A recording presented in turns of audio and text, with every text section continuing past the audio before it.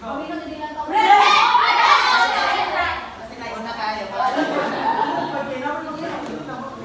addition, subtraction.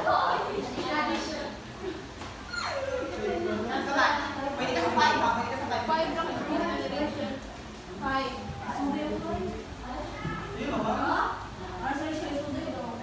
Okay, guess the word 20 seconds. Picture, tama.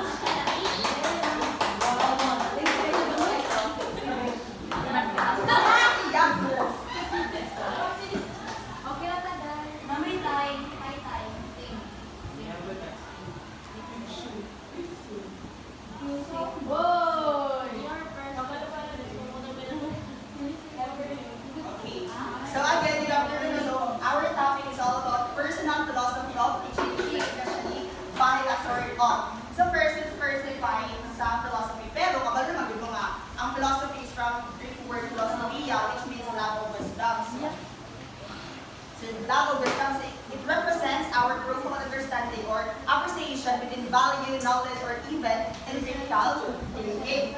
So diba, we are often held or research teacher, we already exposed in the scenario where makakita ang our teachers is almost busy. Pero muna, is our reason amidst the lesson planning sa mga breaks, kahit mag-usay ka malinda nila nga why you are teaching. However, since they are dedicated enough, maunang, diligid sila mawala sila ang anong nagtudlog sila. It's because of their personal philosophy of teaching or mga principles. But later on, you will understand what it is really on this.